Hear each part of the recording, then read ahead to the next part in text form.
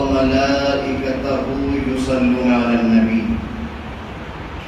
يا أيها الذين آمنوا صلوا عليه وسلموا تسليما اللهم صل على سيدنا وسيدنا مولانا محمد صدق الله مولانا العظيم وبلغنا رسوله النبي الأمين المتين المبين الكريم ونحن على ذلك لمن الشاهدين والشاكرين والحمد لله رب العالمين. چلے جب حضور سوئے فلک بلغ العلا بکمالہ، کوئی دیکھے رخ کی چمک دمک کشفت دجا بجمالہ، اور وہ ہے بے مثال دریچے شک حسنت جمیع خصالہ، انہیں دیکھ لیں تو پڑھے ملک صلو علیہ وآلہ اللہم صلی علی محمد وعلی آل محمد وبارک وسلم صلاۃ و سلام علیک یا رسول اللہ صلی اللہ تعالی علیہ وآلہ وسلم. میں نے جس آیت کریمہ آپ نے تقریر کو ماشاءاللہ سنتے رہتے ہوں گے حافظ کی امام صاحب کے اپنے، اور یہ تقریر گاہے زور کی ماشاءاللہ سب پڑھے لکھے لوگ ہیں. بس میں درود شریف میں تھوڑی سی روشنی لاؤں، اجازت ہے. ہمارے جتنے یہ بچے بیٹھے بیچارے وہاں سے لے کر آئے پیچھے پیچھے رہے، ان کا سب کا شکریہ ادا کرتا ہوں. میں اس لائق تو نہیں جو آپ نے محبت ہمیں دی، مگر آپ کا شکریہ ادا کرتا ہوں. میں سب لوگ تھوڑی توجہ دیں.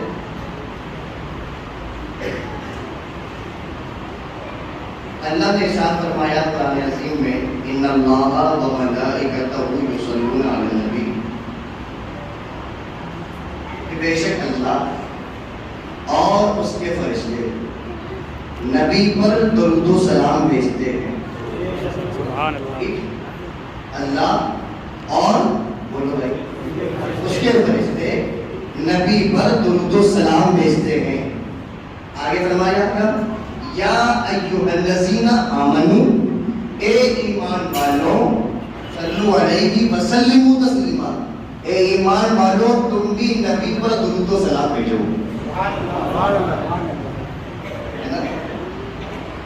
بہت سے لوگ کہتے ہیں کہ صاحب فلاں مذہب کے لوگ ہیں، فلاں فرقے کے لوگ ہیں، فلاں جماعت کے لوگ ہیں، وہ درود نہیں بھیجتے نبی پر، وہ سلام نہیں بھیجتے ہیں.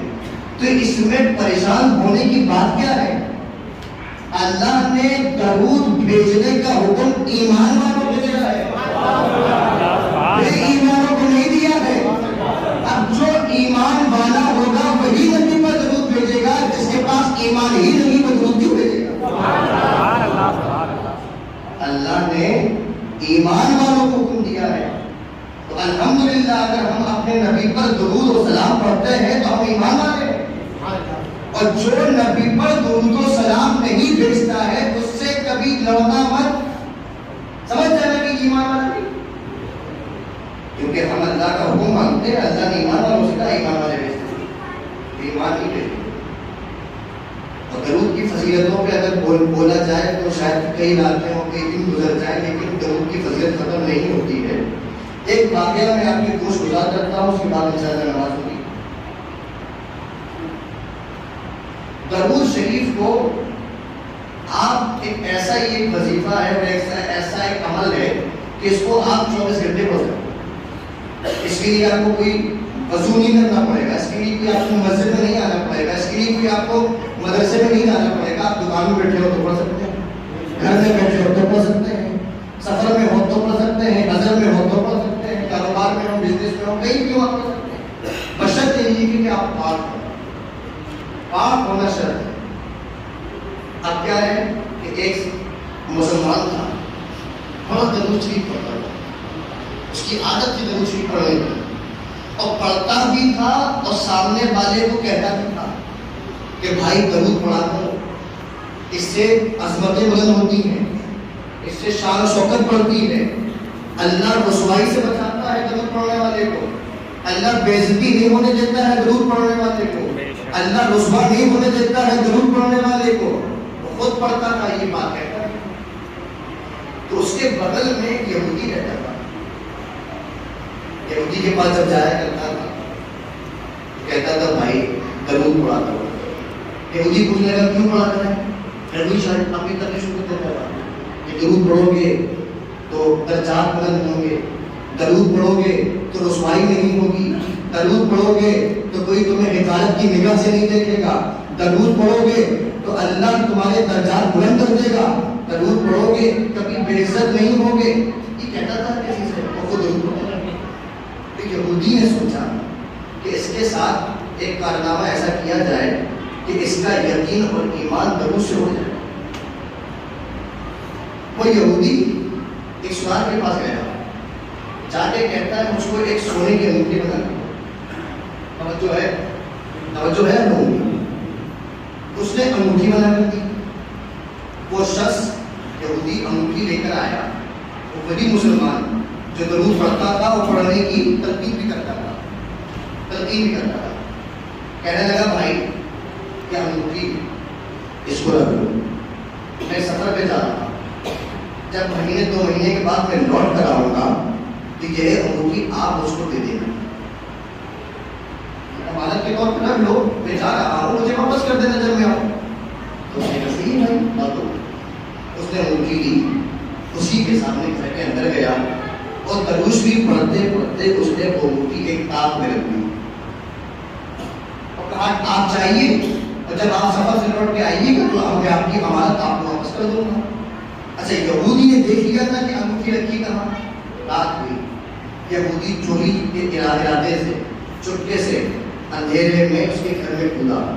کودنے کے بعد اس جگہ گیا جہاں وہ انگوٹھی رکھی تھی. اس نے وہاں سے وہ انگوٹھی اٹھائی، اٹھانے کے بعد فرار ہو گیا. وہ اپنے سفر پہ چلا گیا. جب سفر میں گیا تو راستے میں پڑا ایک دریا، سمندر پڑا تو کشتی میں بیٹھا ہوا تھا. جب دریا کے بیچوں بیچ پہنچا تو اس نے وہ انگوٹھی پانی میں پھینک دی اور دل میں بڑا خوش ہوا کہ اب واپس میں جاؤں گا، اسی مسلمان سے میں کہوں گا کہ انگوٹھی واپس دے. جب وہ انگوٹھی واپس نہیں دے پائے گا میں اس کو ماروں گا، میں اس کو پیٹوں گا، میں اس کو بدنام کروں گا، میں اس کو رسوا کروں گا، میں اس کو ذلیل کروں گا اور پھر اس کے بعد اسے یہ کہوں گا کہ تو دنیا میں تو یہ کہتا پھرتا ہے، معاشرے میں تو یہ اعلان کرتا پھرتا ہے کہ جو درود پڑھتا ہے اللہ اس کو رسوا نہیں ہونے دیتا ہے، جو درود کا ورد رکھتا ہے اللہ اس کو ذلیل نہیں ہونے دیتا ہے. لا اگر اتنی تو اس پہ درود پر ایمان رکھتا ہے، تیرا اتنی درود پر عقیدہ مضبوط ہے تو اللہ میری انگوٹھی مجھے واپس کر دے. یہ دل میں سوچ سوچ کر خوش ہو رہا تھا، میں جاؤں گا تو ایسا ہوگا، پھر وہ بھی درود پڑھنا چھوڑ دے گا.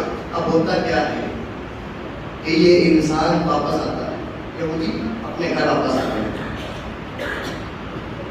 اب بجائے گھر جانے کے سیدھا مسلمان کے گھر پہنچا اور پہنچتے ہی کہتا ہے بھائی ہم نے امانت کے طور پہ انگوٹھی رکھی تھی آپ کے یہاں، وہ انگوٹھی مجھے واپس نہیں ہوئی.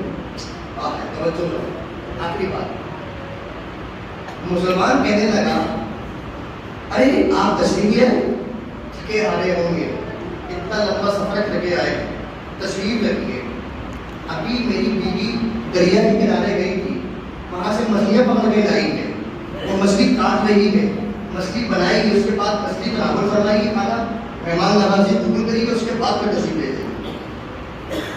وہ بیٹھ گئی، ٹھیک ہے بھائی مچھلی کھانے کے بعد یہ اسے معلوم ہے کہ آپ کا مٹھی تو ہے نہیں، یہ چاہے مچھلی کھلا جائے مگر بس کر دیں کون سے انگوٹھی دے دیں